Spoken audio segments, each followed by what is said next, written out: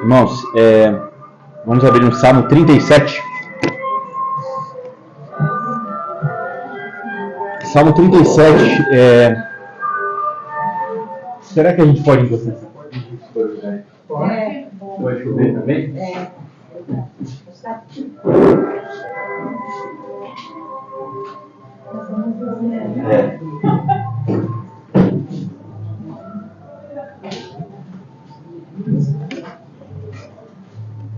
Irmãos, eu vou fazer a leitura na Bíblia aqui da igreja, tá? Eu vou, até por questão de tempo aqui, eu não vou ler de forma alternada, eu vou ler de forma contínua. Quem tiver com a Bíblia da igreja e quiser me acompanhar, aí a gente lê em conjunto, ou quem tiver com a versão que é a João Ferreira de Almeida, revista e atualizada, tá? Pode me acompanhar aqui, tá? Salmo 37.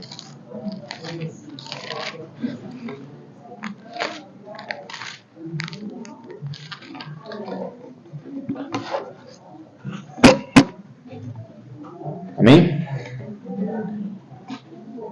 O título do salmo é Temporária a felicidade dos perversos. Então, vou fazer a leitura. Salmo de Davi. Não te indignes por causa dos malfeitores, nem tenhas inveja dos que praticam a iniquidade, pois eles dentro em breve definharão como a relva e murcharão como a erva verde. Confia no Senhor e faz o bem. Habita na terra e alimenta-te da verdade. Agrada-te do Senhor e Ele satisfará os desejos do teu coração. Entrega o teu caminho ao Senhor, confia nele e o mais Ele fará. Fará sobressair a tua justiça como a luz e o teu direito como o sol ao meio-dia. Descansa no Senhor e espera nele. Não te irrites por causa do homem, que prospera em seu caminho por causa do que leva a cabo os seus maus desígnios. Deixa a ira, abandona o furor. Não te impacientes, certamente isso acabará mal. Porque os malfeitores serão exterminados, mas os que esperam no Senhor possuirão a terra. Mais um pouco de tempo e já não existirá o ímpio. Procurarás o seu lugar e não o acharás. Mas os mansos herdarão a terra e se deleitarão na abundância de paz. Trama o ímpio contra o justo, e contra ele ringe os dentes. Ri-se-á dele o Senhor, pois vê estar-se aproximando o seu dia. Os ímpios arrancam da espada e distendem o arco para bater o pobre necessitado, para matar os que trilham o reto caminho. A sua espada, porém, lhes transpassará o próprio coração, e os seus arcos serão despedaçados. Mais vale o pouco do justo que a abundância de muitos ímpios, pois os braços dos ímpios serão quebrados, mas os justos o Senhor os sustém. O Senhor conhece os dias dos íntegros, a herança deles permanecerá para sempre. Não serão envergonhados nos dias do mal, e nos dias da fome se fartarão. Os ímpios, no entanto, perecerão, e os inimigos do Senhor serão como o viço das pastagens. Serão aniquilados e se desfarão em fumaça. O ímpio pede emprestado e não paga. O justo, porém, se compadece e dá. Aquele a quem o Senhor abençoa possuirá a terra. E serão exterminados aqueles a quem o amaldiçoa. O Senhor firma os passos do homem bom, e no seu caminho se compraz. Se cair, não ficará prostrado, porque o Senhor o segura pela mão. Fui moço, e agora sou velho, porém jamais vi o justo desamparado, nem a sua descendência mendigar o pão. É sempre compassivo e empresta, e a sua descendência será uma bênção. Aparta-te do mal e faz o bem, e será perpétua a tua morada, pois o Senhor ama a justiça e não desampara os seus santos. Serão preservados para sempre, mas a descendência dos ímpios será exterminada. Os justos herdarão a terra, e nela habitarão para sempre. A boca do justo profere a sabedoria, e a sua língua fala o que é justo. No coração tem ele a lei do seu Deus, e os seus passos não vacilarão. O perverso espreita ao justo, e procura tirar-lhe a vida. Mas o Senhor não deixará nas suas mãos, nem o condenará quando for julgado. Espera no Senhor, segue o seu caminho, e ele te exaltará, para possuires a terra. Presenciarás isso quando os ímpios forem exterminados. Vi um ímpio prepotente a expandir-se, qual cedro do Líbano. Passei, e eis que desaparecera. Procurei, e já não foi encontrado. Observa o homem íntegro, e atenta ao que é reto. Porquanto o homem de paz terá prosperidade.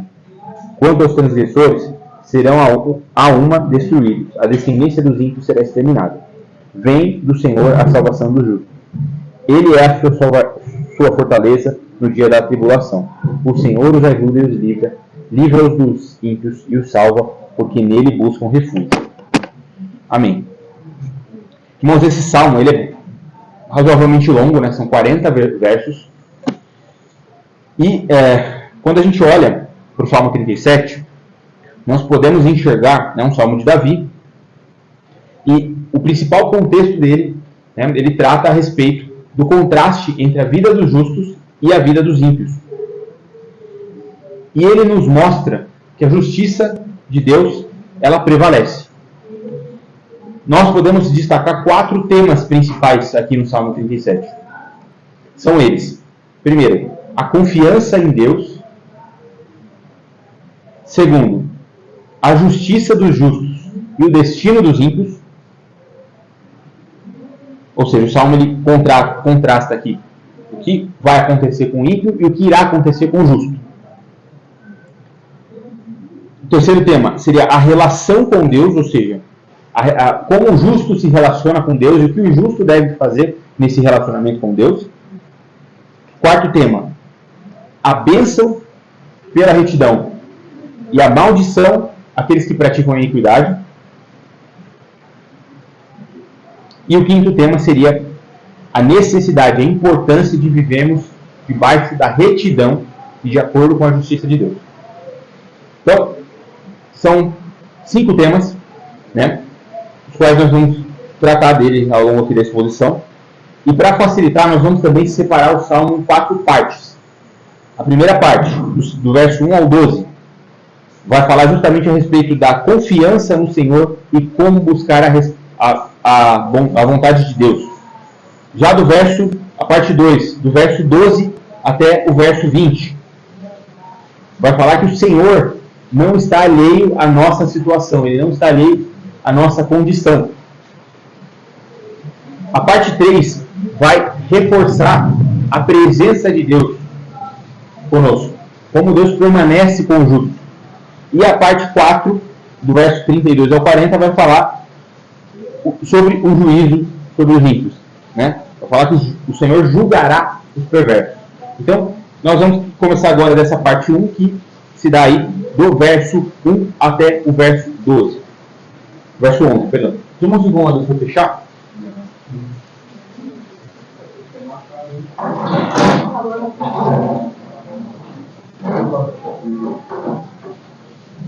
Muito barulho. Então vamos lá. Eu vou ler aqui novamente do verso 1 ao 3. Então, verso 1 ao 3 diz assim: Não te indignes por causa dos malfeitores, nem tenhas inveja dos que praticam a iniquidade. Verso 2: Pois logo serão cortados como a relva, e murcharão como a erva verde. 3: Confia no Senhor e faze o bem, e habitarás na terra, e verdadeiramente serás alimentado. Bom, só nesses 3 versos aqui, dá para a gente falar muita coisa. Primeiramente, nós temos aqui 3 imperativos, que são extremamente importantes aqui para a gente. Tá? Primeiro, é não te indignes. Nós vivemos num mundo que ele é injusto. Acho que isso é muito claro para nós.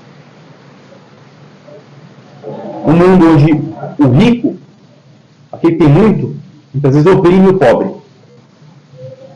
Onde o malfeitor, ele está à espreita. Onde nós estamos sujeitos à violência, nós estamos sujeitos ao homem mau, nós estamos sujeitos à injustiça, nós estamos sujeitos a tantas coisas. A verdade é que o ímpio, ele está ao nosso lado. Muitas vezes nós somos governados, nós somos regidos pelos ímpios. E a nossa vida muitas vezes está sujeita a eles. Nos últimos anos nós vivemos um período de muita, digamos, euforia política, onde nós, talvez você tenha testemunhado muitos cristãos inquietos e eufóricos e realmente assim indignados por questões políticas. A verdade é que quando a gente olha para o mundo, muitas vezes para a injustiça, para a iniquidade, a gente se revolta. A gente olha e fala: Senhor, até quando? Não é possível que as coisas elas são assim, que elas vão continuar dessa forma, que essas coisas vão acontecer, que o Senhor não vai fazer nada. Sendo que muitas vezes nós temos uma tendência a achar que, na verdade, se Deus não vai fazer nada, é porque Ele quer que a gente faça alguma coisa. Então a gente tem que ir lá e quebrar tudo.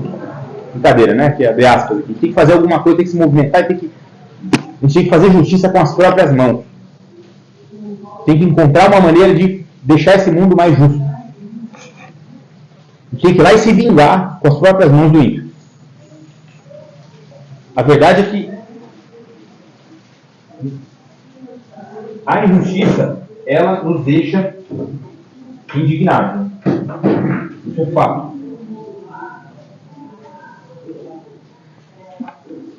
Né? Sem falar de outras questões, né? Corrupção, desvio de recursos públicos, pessoas muitas vezes morrendo na fila dos hospitais porque outras pegaram o dinheiro, né? Muitas vezes que pagam com muito suor dos impostos e desviaram. O conselho de Davi, né, o salmista aqui no caso, para nós é o seguinte: a palavra de Deus diz: não te indignes por causa dos malfeitores, nem tenhas inveja dos que praticam iniquidade. Veja que, de um lado a gente tem não se indignes, do outro a gente tem não tenhas inveja. Por que ter inveja? Porque muitas vezes nós vamos olhar, principalmente hoje no contexto de redes sociais, e nós vamos ver pessoas em tese prósperas. Pessoas que estão, enquanto nós estamos muitas vezes trabalhando, essas pessoas estão em festas, em viagens, estão em curtições, né? Eu me lembro quando eu era jovem, tinha um perfil aqui no Instagram, quando eu era mais jovem, né? Não sei, né? Enfim. Quando eu era mais jovem, quando eu era antes ali dos 20 anos, muitas vezes a gente via perfis nas redes sociais ali, mais no começo das redes sociais, do cara ali que tinha próximo da minha idade, esse cara é milionário, aí tava lá em festa, com carros, com mulheres, o jovem muitas vezes olha isso e por mais que ele seja cristão, ele fica assim, né? Puxa. Em alguns casos, eu já vi jovens que têm inveja desse tipo de pessoa.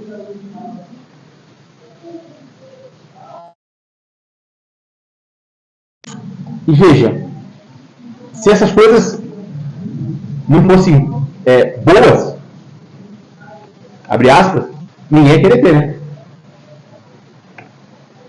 Ninguém ia querer ter. A grande questão é que elas são boas.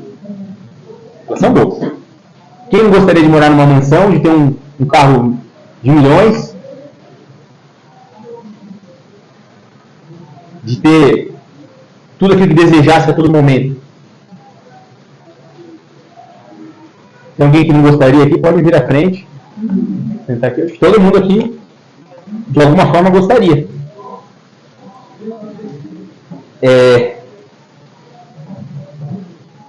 A questão, irmãos, aqui essas coisas, elas não são más em si mesmas. Mas elas, muitas vezes, estão carregadas com iniquidade. Muitas vezes elas estão... Não é pecado ter uma boa casa, ter um bom carro. Porém, onde está o teu coração? Ali está o seu Deus. Jesus vai dizer que não é possível servir a dois senhores. Não é possível servir a Deus e a Mamon. Não é possível servir a Deus e ao dinheiro. Veja, idolatria, ela acontece sempre que nós colocamos algo ou alguém no lugar de Deus. Quem é o Senhor da sua vida? Quem é o Senhor da nossa vida hoje?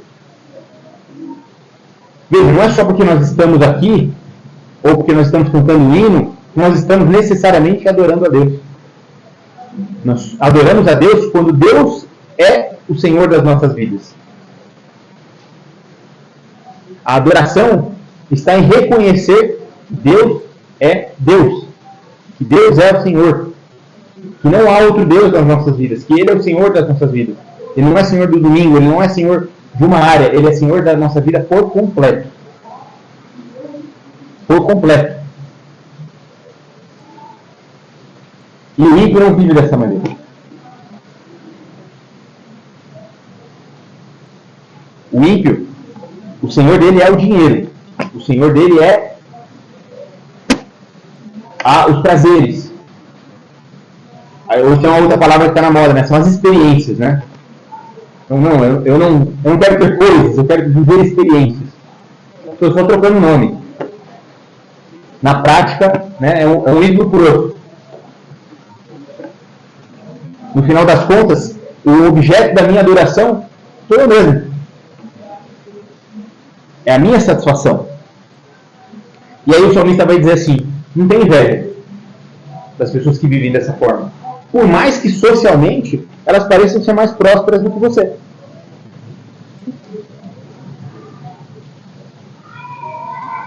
Lá na frente a gente vai ter um outro verso que diz assim. Viu? Deixa eu achar aqui. Verso 16. Vale mais o pouco que tem o justo do que a riqueza de muitos ímpios.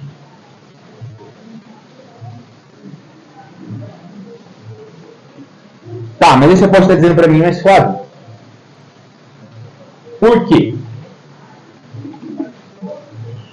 Você está dizendo para mim que é para eu ficar feliz se eu, muitas vezes, estou passando necessidade e eu não posso ter inveja de alguém enquanto eu estou com dificuldade de pagar a conta de luz, tem uma pessoa que tem um carro de R$1 milhão. E eu não posso ter inveja dessa pessoa. Veja, o verso 3 diz assim: confia no Senhor e faz o bem, e habitarás na terra, e verdadeiramente serás alimentado. Eu quero que os irmãos prestem bastante atenção no que a gente tem aqui no final, depois da vírgula. Verdadeiramente serás alimentado. Ora, se existe uma forma de que eu possa ser alimentado verdadeiramente, é porque existem formas falsas de se alimentar. E aí, os irmãos que estavam no último domingo vão se lembrar que a gente falou a respeito da felicidade. O homem, ele clama pela eternidade. Ele clama por satisfazer o vazio que somente a presença de Deus. O homem foi criado para estar com Deus. A partir do momento que ele se apartou dessa presença, ele busca coisas para colocar no lugar. Só que essas coisas não são capazes de preencher esse vazio. Elas não são capazes de alimentar verdadeiramente o nosso coração. E é por isso que o salmista vai dizer que assim como a corça anseia por águas, ou seja, é algo que está intrínseco, não tem como ficar sem. Você pode tentar matar a sede com outras coisas, mas somente a presença de Deus vai te alimentar verdadeiramente. É isso que Davi está falando aqui. o verdadeiro alimento. Então, confia no Senhor, faze o bem e habitarás na terra. É como se Deus estivesse falando aqui pra gente. Eu sei que existe esse vazio. Eu sei que existem várias promessas que o mundo oferece para preencher esse vazio. Mas não tente se alimentar com elas. Confia em mim. Confia em mim e você realmente vai ser alimentado. Confia em mim e realmente o seu vazio vai ser preenchido. E aí o verso 4 vai dizer justamente isso. Deleita-te também no Senhor, e Ele te concederá o que deseja o teu coração. A gente pega esse verso e lê errado, né? Se você tirar ele do contexto aqui, né? E colocar no adesivo do carro, fala assim, deleita-te também no Senhor, e Ele te concederá o que deseja o teu coração. Ou seja, aplica essa aqui, muitas vezes, o sentido oposto do texto. A gente diz assim, né? Não, então quer dizer que se eu buscar Deus, eu vou ter justamente aquilo que os ímpios têm. Ou seja, Deus vai me dar o carro que eu quero, vai me dar a casa que eu quero. Deleita-te no Senhor, mas não é isso que o verso está dizendo. Aqui, a palavra deseja, ela está muito mais relacionada com aquilo que nós necessitamos, e não aquilo que nós achamos que queremos, que precisamos. Já ouviu aquela história? Eu vou te dar aquilo que você precisa e não aquilo que você quer? E esse é justamente o conflito que existe aqui no texto. Porque muitas vezes aquilo que nós queremos não é aquilo que nós precisamos. A gente acha que a gente vai preencher o nosso vazio com um carro novo. A gente acha que a gente vai preencher o nosso vazio com um casamento. A gente acha que a gente vai preencher o nosso vazio com um filho. A gente acha que a gente vai preencher o nosso vazio com, uma viagem, com dinheiro, com um saldo na conta bancária. E nós não vamos preencher o nosso vazio dessa forma. A única coisa capaz de nos alimentar verdadeiramente é Deus. Deus pode nos alimentar. Deus pode nos saciar por completo. E é justamente isso que Davi está dizendo. Isso fica evidente no verso 16. Mais vale um pouco que tem o justo do que as riquezas dos ímpios. Por quê? Porque enquanto o ímpio ele tem muitas coisas, ele tem muitas posses, muitos bens, ele tem um vazio que ele não consegue preencher. Ele não consegue. E é por isso que nós temos tantas pessoas com dinheiro em situação de depressão, em situação de tristeza.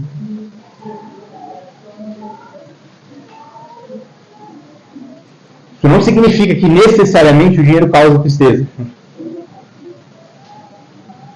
Ou que Deus não queira ou não faça prosperar o justo financeiramente. Não é isso que eu estou dizendo, irmão. Eu estou dizendo que nós não devemos buscar preencher o nosso coração com as riquezas.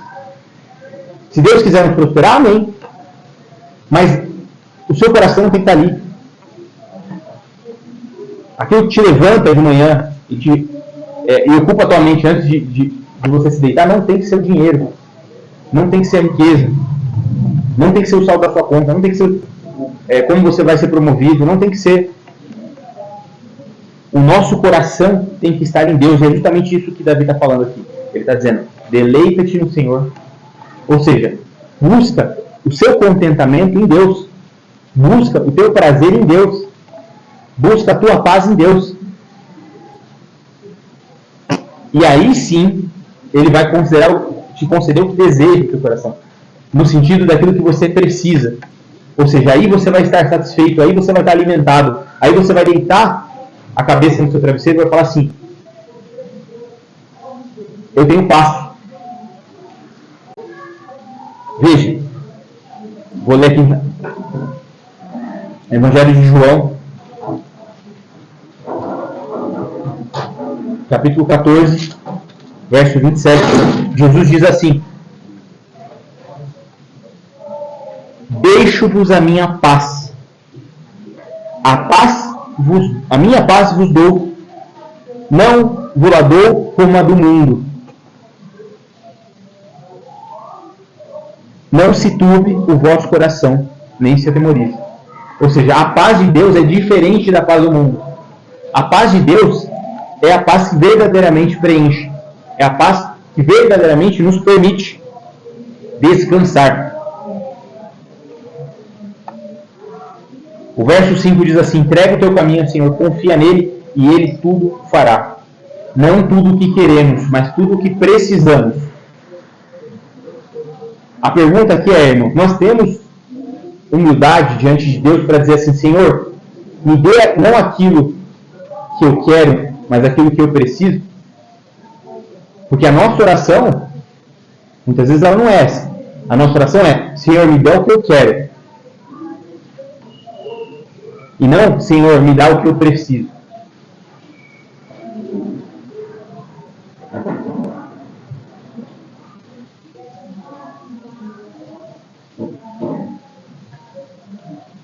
Lá no verso 8, 7 e 8, ele vai dizer assim: não te indignes por causa daquele que prospera. O verso 8 ele diz: deixa a ira, abandona o furor. Então tem 3 imperativos aqui. Deixa a ira, abandona o furor, não te indignes. E aquilo que contrapõe essas 3 coisas é: descansa no Senhor. Descansa no Senhor. Então, trazendo a mesma analogia do domingo passado, tem um grande cálice de água aqui para a gente beber e matar a sede. Deus está olhando para a gente falando assim: pega, toma, bebe. E a gente está assim: quero coca, me dá coca, me dá coca. Me dá água com sal. A gente está tentando matar a sede com coisas que não vão matar a nossa sede. E Davi vai dizer: descansa no Senhor. Já ouviu aquela expressão murro em ponto-fato? Às vezes a gente está assim, a gente está indignado com a injustiça. A gente está enfurecido, né? Então abandona o furor, ele vai dizer. Então a gente está enfurecido, a gente está com o pó desse mundo, né? A gente está irado, indignado. E Deus está dizendo: descansa. Descansa. Você está olhando para o lado errado. Você está buscando algo que não é aquilo que eu quero te dar.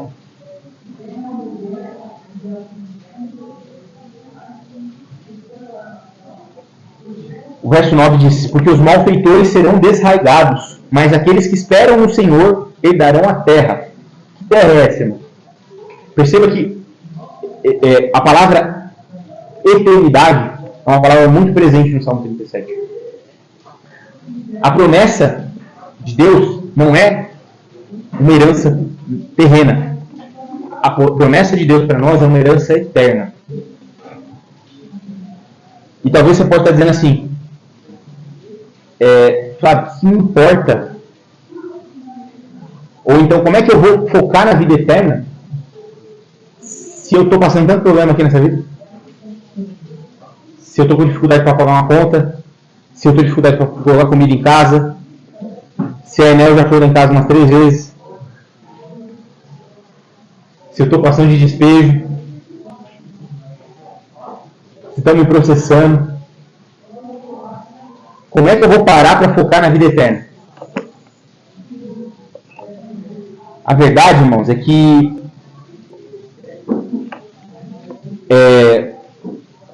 existe algo do qual nós não podemos fugir. Nenhum de nós aqui. Que é a morte. A morte. Você pode correr o quanto você quiser, mas ela vai te pegar. É duro, mas é verdade. Todo homem, rico, pobre, justo ou ímpio, ele vai se confrontar com a morte em algum momento da vida dele. Eclesiastes vai dizer, né? Busca o Senhor teu Deus antes que venham os maus dias. O mau dia virá. Isso não é uma opção. Não é uma alternativa. Ele virá. Todos nós um dia ficaremos idosos, mais idosos, né?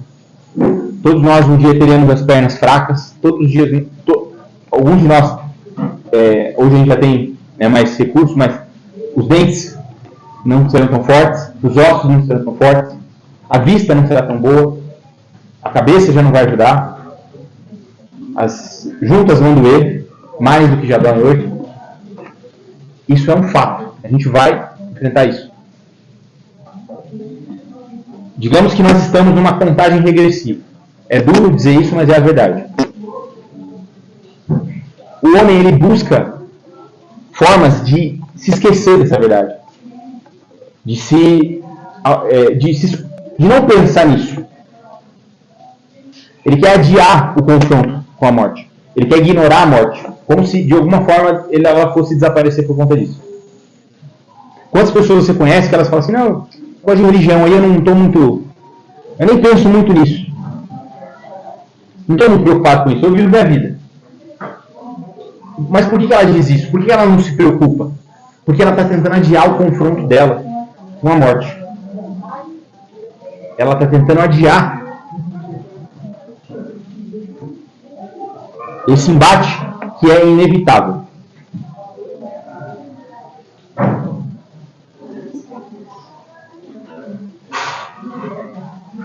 E a Bíblia ela vai dizer para a gente que desse confronto existem dois destinos.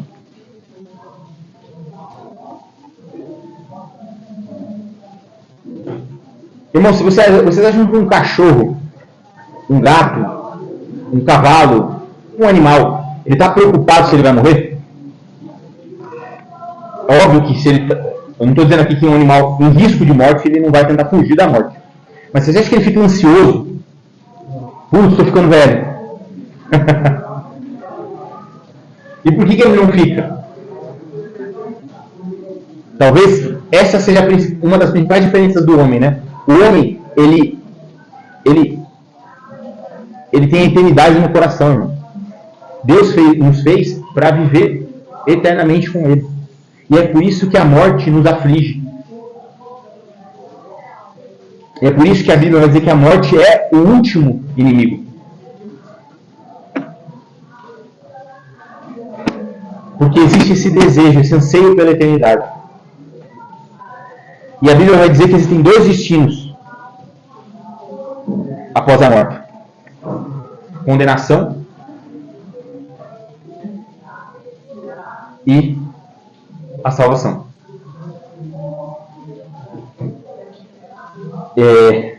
O verso 10 diz assim: pois ainda um pouco o ímpio não existirá, e olharás para o seu lugar e não aparecerá. Veja, tem uma promessa aqui no Salmo, que é a promessa de que Deus vai erradicar a iniquidade. Deus vai erradicar, junto à iniquidade, aqueles que praticam a maldade e a sua descendência. Aqueles que vivem de acordo com a injustiça. Então Deus está nos prometendo resolver esses problemas. Mas Ele não vai resolver esses problemas agora. Ele não vai resolver esses problemas hoje. Ele não vai acabar com a iniquidade hoje. Ele não vai nos trazer justiça hoje. Ele não vai... Deus não nos promete uma escatologia terrena. Deus não nos promete o céu na terra. Deus nos promete o céu. Então, nós devemos deixar de buscar o céu na terra e confiar em Deus e na sua salvação.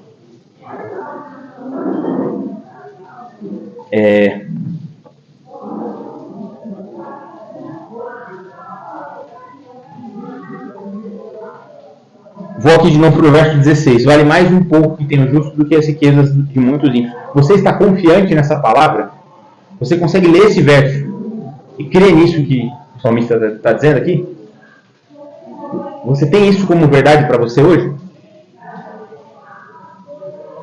Mais vale o pouco que tem o justo, mais vale você na sua necessidade, na sua pobreza, do que a riqueza daquele que não tem Deus.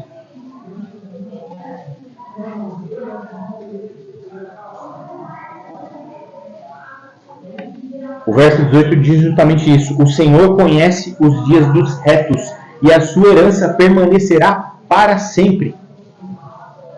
Olha só, a herança do justo é eterna. A herança do justo é a eternidade com Deus. A herança do justo é a presença de Deus, é a felicidade plena, é a paz de Cristo. Os ímpios, verso 20, perecerão.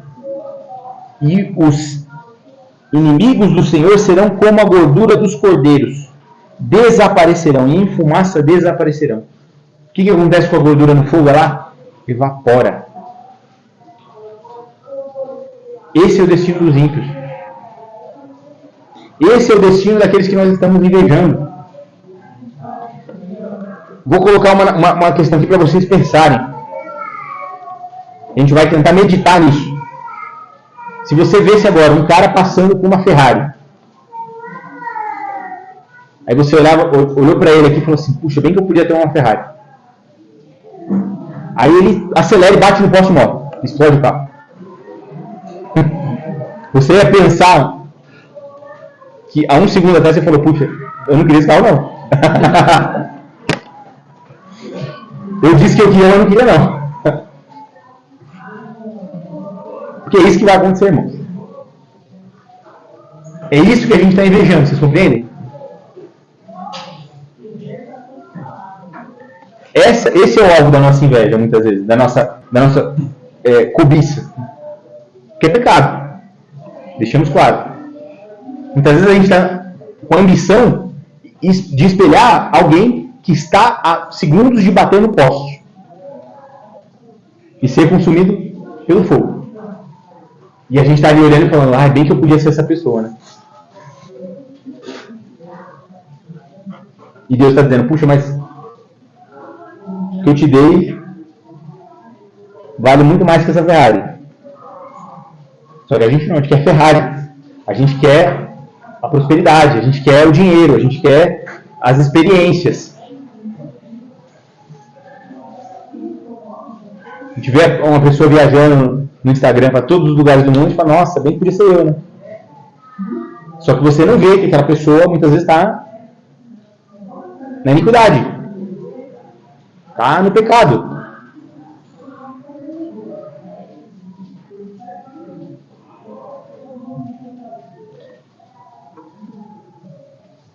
E perceba que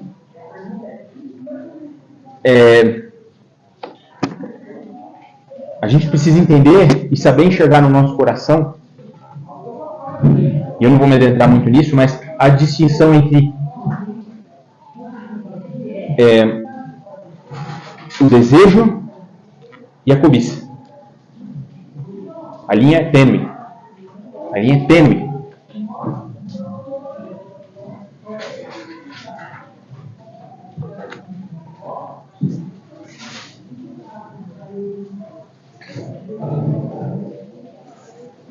Irmãos, verso 23. Os passos de um homem bom são confirmados pelo Senhor, e deleita-se nele no seu caminho. Ainda que caia, não ficará prostrado, pois o Senhor o sustém com a sua mão. Fui moço e agora sou velho, mas nunca vi desamparado o justo, nem a sua semente mendigar o pão. Irmãos, Davi não está dizendo aqui que você não vai ter dificuldades. Justamente o que a gente vê aqui é, ainda que caia, ele não ficará prostrado, mas ele pode cair. Eu vejo muito para a gente pegar o verso 25, também tirar ele do contexto e a gente falar, não, significa que eu vou ter tudo que eu quero? Não significa isso. O texto não está dizendo isso. O texto está dizendo que você não vai ficar desamparado. Deus não vai te deixar desamparado. Deus não vai te abandonar. Mas Ele não está dizendo que você não vai cair. Ele não está dizendo que você não vai ter dificuldade. Ele não está dizendo que você não vai ter necessidades. E muitas vezes necessidades que nós consideramos necessidades, mas que para Deus não são necessidades. Você tem necessidade de um carro turbo? Você tem necessidade de... Vou exagerar aqui. Tá? Você tem necessidade de uma... Exagerar não, né? Você tem necessidade de uma casa na praia? Você tem necessidade de viajar todo ano? Isso é necessidade? No mundo que a gente vive, as pessoas vão dizer que sim, né? Isso é necessidade. Hã? Você tem necessidade de um apartamento de 200 metros quadrados? Você tem essa necessidade? Então, assim, Deus não vai deixar você com necessidade, mas essas coisas não são necessidades. Está compreendendo? A gente pode até achar que são, mas não são.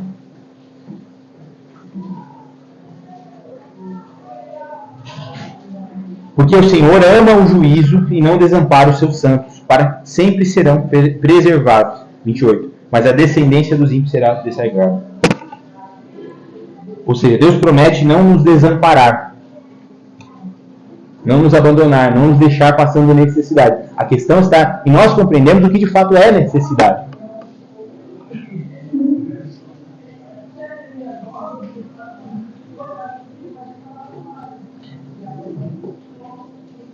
Tem uma menina que ela faz um personagem no Instagram, que ela finge que ela é super milionária e tal. Aí ela fala assim, eu estou muito bravo com meu pai, porque ele deu pro meu irmão um Porsche e me deu uma Ferrari velha. E não sei o que. Mas é tudo, enfim, encenação e tal. Mas não deixa de ter um fundo de verdade, porque existem pessoas que vivem nessa realidade. Né? Óbvio que ninguém aqui está nesse contexto, mas muitas vezes nós estamos assim, a gente está indignado com Deus, porque Deus não deu pra gente um aumento salarial. Que Deus não deu pra gente alguma coisa que a gente está chamando de necessidade, mas para Deus não é necessidade. Necessidade para Deus é a salvação da nossa alma. Necessidade para Deus é a nossa santidade. Isso é necessidade para Deus. Deus não está preocupado se você se seu colchão está duro ou está mole. Deus está preocupado se você é santo. Deus está preocupado se o pecado está dominando a sua vida. Ao ponto que Deus pode querer tirar de você prosperidades materiais para que você esteja em comunhão com Ele, para que você seja mais santo. Faz sentido?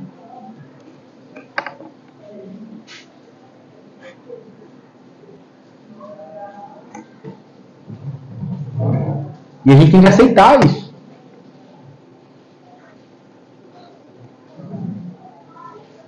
E por último, né, parte 4 já encerrando, né?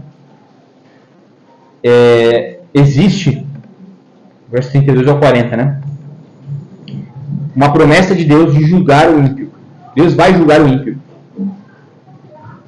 E esse juízo é o juízo eterno. O verso 38 diz assim: mas os transgressores serão todos a uma destruídos.